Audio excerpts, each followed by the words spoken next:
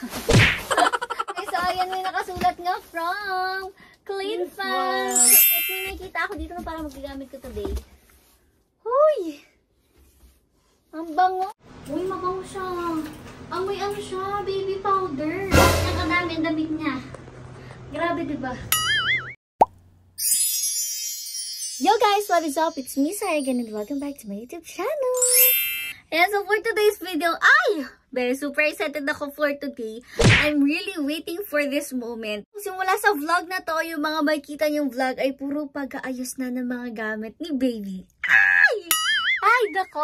Diyos ko, gustong-gusto ko yan mga Maddie Cakes. Alam niyo yan. Sobrang tagal ko na gusto mag-ayos. Pinipigilan lang nila ako dito kasi maaga pa daw. Pero ngayon, dahil September 9, October ang due date natin, mag-aayos na tayo ng mga gamit ni baby. And magsastart ako sa paglalaba ng damit ni baby. Siyempre, kailangan nalaba na yan bago isuot. Alangan mo yung pasuot natin na hindi pa laba, diba? Baka delikado para sa kanya. Sensitive pa yung skin niya. So, ngayon maglalaba ka ng damit ni baby. Papakita ko yun sa inyo. Ay, yung mga maliliit niyang damit. Kukusot-kusutin ko yun. Ay, sa inyo. Pero before yan, magbukas muna tayo ng parcel. Kasi sakto, may dumating na panibagong parcel para kay baby. Wow! Uy, for the go, ubus na ang pera. Basta para sa bata. Pero okay lang yan, Pancake. Siya talaga yung ating gagastusan lagi. Anyways, let's go. Magbukas na tayo ng parcel kasi napakalaki nito. Okay guys, so itong parcel na ito ay punong-puno ng mga products from Cleanfan. Ito na talaga yung magko-complete na mga gamit ni baby. So let's unbox this na. Wow! Ayun, may pangalan nga pala. Nakabox pala siya. Ang bigat din ito, guys. I'm so excited. Excited talaga ako. Tagal na tagagupit.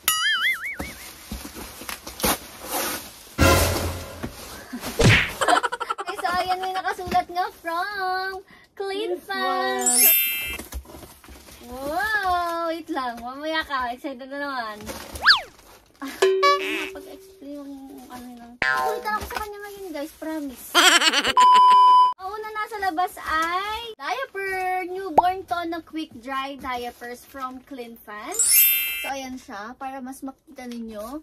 So, ayan may mga diapers. So, bigyan tayo ng iba't ibang size. May newborn, may small, another newborn, another newborn, another newborn. Ang dami. Wow! Siyempre. Ano to? Puro new. Ay! Small na siya. Tsaka si small may tape siya, guys. Yan, may newborn at small tayo kasi syempre mabilis lumaki. Ang pinakalas, guys. Pinakalas? Hindi yan lang. Ay, hindi yan lang. Ang mo. Bag to, bag. Wow. Ah, yung cute. Ganda Bag naman. siya, guys, na may Cleanfan. Yes, ang cute niya. Next, may nakikita ako dito na parang magagamit ko today. Huy! Ang bango! Ito pala yung mabango, babe. Ang bango kasi ng loob. Ito pala yun. Wow! Ito yung Cleanfan na Extra Care Fabric Softener. 100% made for baby sensitive skin. Meron pa. Bulo ka talaga maghanap. Makita ko lahat. So, ito yung kanilang antibacterial baby laundry detergent. Diba? Magagamit natin today. Sakto maglalaba. Ayan na. Napakadaming wipes. Alam nyo kasi si Cleanfan daw yung may safest wipes. Ayan yung nakasulat sa kanilang mga wipes.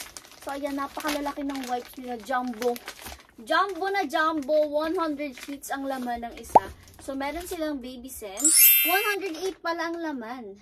So, ito, 100% natural. No chlorine, no citric acid, no artificial color, and biodegradable siya. May iba-iba diba silang wipes eh. Wala itong si Yellow Eye Baby Scent siya. Meron din tayo, syempre, unscented na baby wipes. Ito yung kulay blue nila. Ito yung unscented variant nila. Very gentle naman to and super soft din. Itong malaking to ay 108 sheets din. Pero syempre, meron din silang variants na maliliit na 80 sheets. Smaller version lang siya. So guys, meron din sila mga fabric softener na nasa pouch na pwede nyo ilagay or isalin doon sa pinaka-lagayan if maubos na yun. So meron sila mga naka-pouch. Meron din naman actual baby bottle and nipple cleanser. Diba? Pwede mo rin siyang isalin sa pinaka-lagayan nila. Meron din naman antibacterial baby laundry. Yeah! Antibacterial baby laundry detergent. Ito din yung isa, guys. Yun diba? yan, guys. Ito yung gagamitin natin for today. Super bango nila. Yung softener. Yung fabric softener. Wow! Yun lang, guys. Full of wipes tayo and syempre diaper for baby. So ngayon pwede na tayo mag-start maglaba kasi meron na rin tayong gagamitin panlaba. Let's go! Samahan nyo kami guys. Tara, ready na. Okay guys, so nag-ready na tayo. Itong isang bag na to, ayan yung mga lalabhan ko. Tapos, dito tayo sa CR maglalaba.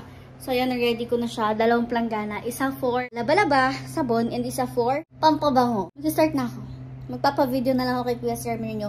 Mag-aayos pa rin kasi siya ng sampayan sa taas kasi nasira yung mga sampayan doon. So, ayusin niya pa yun and all. Anyway, sa mga lalabhan ko guys, ito na siya lahat. Kasama na lahat ng mga lampin niya. Yung mga mittens and booties niya, mga damit niya. Hiwalay ko lang itong mga medyo may kulay. Lahat, lampin, pasa, lahat yan guys, lalaban natin. Basta gagamitin niya, lalaban natin. Guys, lalagyan natin electric fan si Mami. Kasi mainitin ang ulo niya. Baka lalamig. Tingnan mo, masyadong malakas. 1 na po yan. Ay, ganun. Siya ipaikot na lang. Ayaw mo mga steady. Ayaw mo konti. Yan. Ay, si walang brain. Ayan guys. Tiyan, umiinit na ang ulo agad. Okay na, mag-start na Hindi pa nag-uumpisa. So, gagamitin natin na itong Clean Front Baby Laundry Detergent.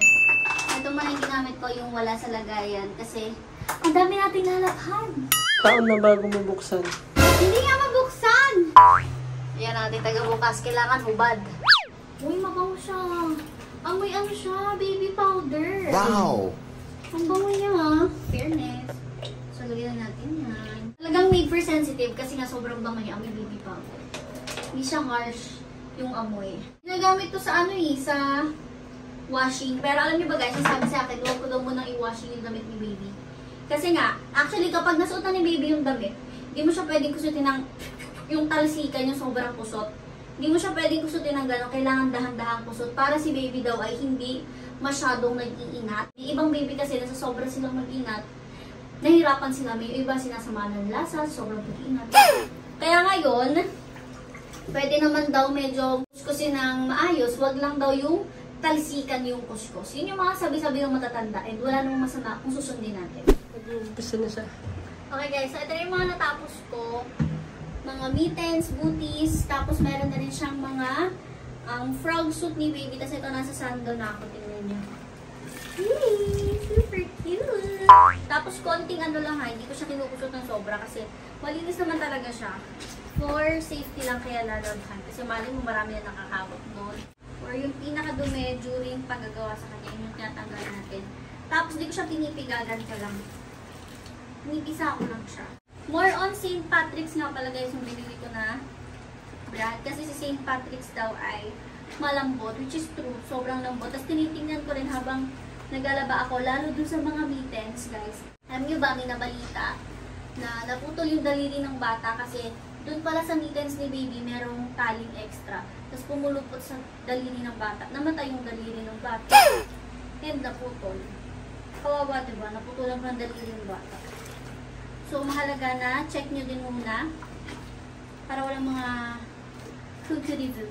Okay guys, tapos na tayo. Ito na lahat. Ganyang kadami. Ganyang kadami ang damit niya. Grabe diba? So, umpisa lang natin maglalaban ng katawan natin kasi na-start lang. So, ayan. Babalawan ko lang siya and lalagyan natin ng fabric conditioner. Okay guys, so babalawan ko na siya. Dito ko magabanlaw. Tapos dediretso ko maglalagay ng fabric conditioner dito. So, itong gawin natin from Clean Front din. Extra Care Baby Fabric Conditioner. Grabe ang bango nito, pero still perfect siya sa mga sensitive skin. So, lagyan natin siya. For the poor. Nadami ako kasi dadagdagan ko pa naman ng tubig nito. Yan. Okay na yan. Nakatapos na ako guys, finally. Ay, grabe, napakadami.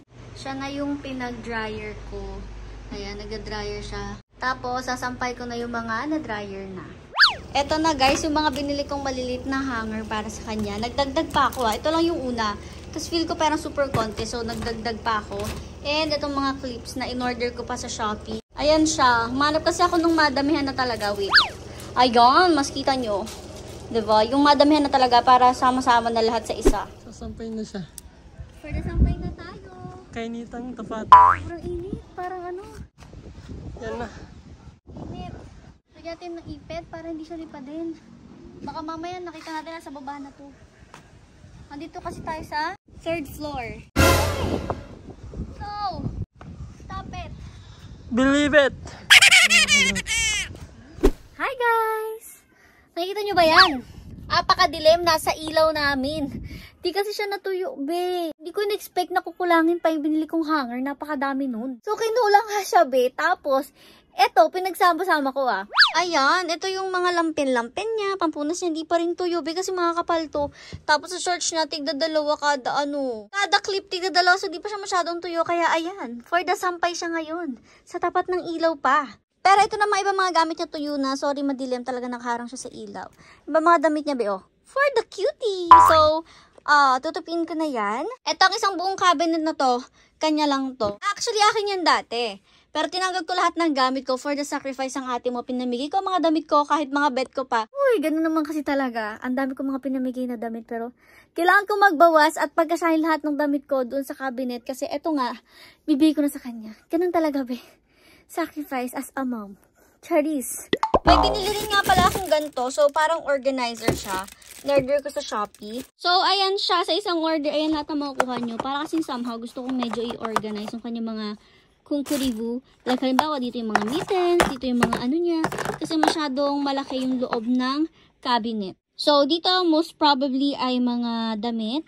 Siguro dito mga mittens and booties. Bahala na si Batman. Basta, gagawin ko siya. Papakita ko sa inyo pagtapos na. Marami akong biniling ganito, 3 be. So, konti pa lang yung natitiklop ko kasi nga, basa-basa pa yung iba. Pero ito yung nagawa ko, guys. Ganito yung gusto ko talaga. Uy, pak, ganun. May po-organize ang ate mo. May palumpia. Charis. Ito yung mga bib niya. Ito yung kanya mga bonnet niya. Ito yung kanya booties na talaga tingnan nyo. Talagang kapit na kapit. Kitang-kita yung pinagklipan. Tapos ito yung kanyang mga mittens. Another booties. Napadami pala yung booties nyo. Tapos, socks. As in socks talaga. Hindi siya booties.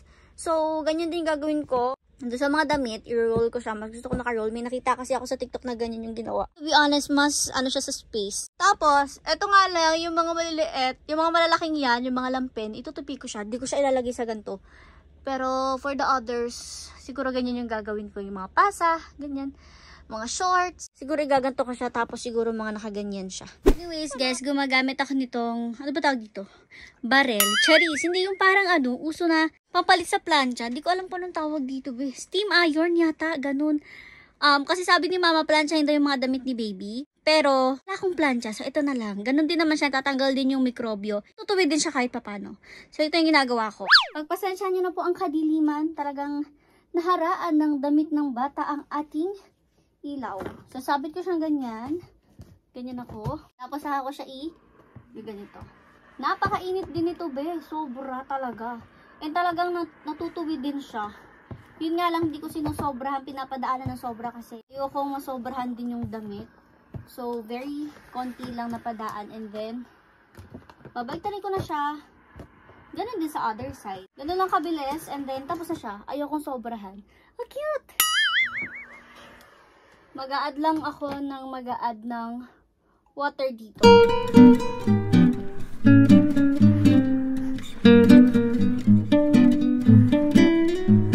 Siyempre, pati yung mga baru-baruan niya.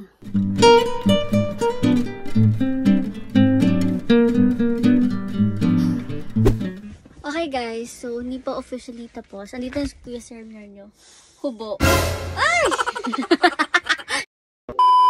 Anyways, natapos ko na nga yung mga natuyo na natapos ko na siya. Although, ang dami ko pang ilalagay sa cabinet niya. Pero, ito na so far yung nalagay or nagawa ko. Bala, itong isang to, wala pa. Ito pa lang, hindi pa siya totally puno. As you can see. Tada! Diba? Super neat. Ay! Grabe! Ay! Timon Carry! Pak! Diba? Yan lang yung mga damit niya talaga. Pero, marami na yan, promise. So, dami pang lagayan. Oh, ito, tutupi ko pa bukas ng ayos. Antok na kasi ako. And napakadami pa din talaga niyan. More on lampin yan. And mga shorts.